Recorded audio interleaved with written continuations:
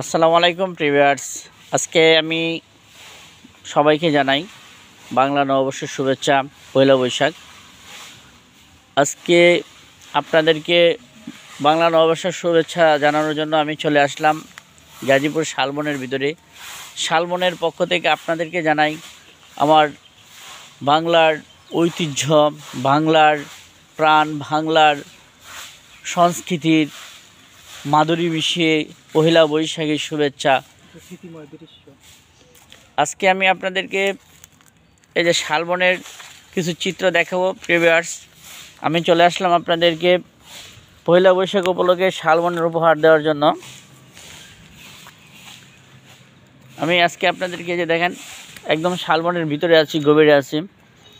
অনেক বড় বড় গাছ, অনেক বড় বড় পাতাগুলি ঝরে গিয়েছে এখন আবার নতুন উদ্যমে সাজেছে প্রত্যেকটা গাছই নতুন পাতা গজিয়েছে। প্রত্যেকটা গাছেরই প্রাণ ফিরে এসেছে। এমনই আমাদের বাংলার সমাজ, বাংলার সংস্কৃতি, বাংলার ঐতিহ্য পহেলা বৈশাখ দিয়েই মানুষের, কৃষকের, দিনমজুরের মন আনন্দে ভরে উঠবে। এই যে দেখেন প্রত্যেকটা গাছের যেরকম প্রাণ ফিরে এসেছে, সবুজময় হয়ে গিয়েছে। এই বৈশাখের সূচনা দিয়ে মানুষের, প্রান্তিক কৃষকদের মন রঙিন হয়ে উঠবে, সবুজ হয়ে উঠবে। ধান কাটা শুরু হবে।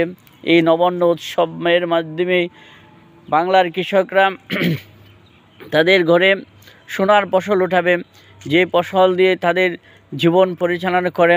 সারা বছর যে ফসলের অপেক্ষায় থাকে, আজকেই সেই ফসলের প্রথম দিন।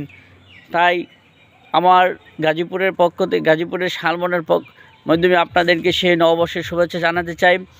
যে যেখান থেকে আমার ভিডিওটা দেখছেন সবাইকে আমার পক্ষ থেকে এবং শালবনের পক্ষ থেকে পহেলা বৈশাখের শুভেচ্ছা, অভিনন্দন জানাই।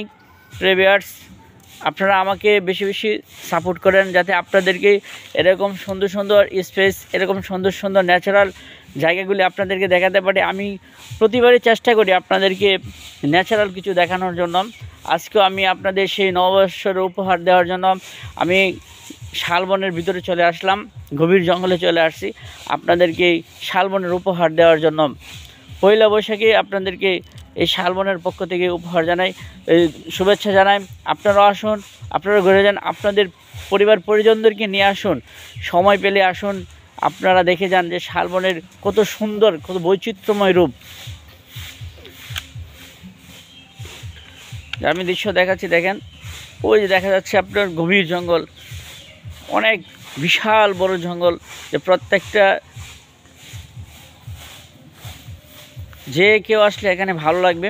আপনারা আপনাদের পরিবার পরিজনদেরকে নিয়ে এখানে ঘুরতে আসতে পারেন, প্রাকৃতিক দৃশ্যগুলি তাদেরকে দেখিয়ে নিয়ে যেতে পারেন।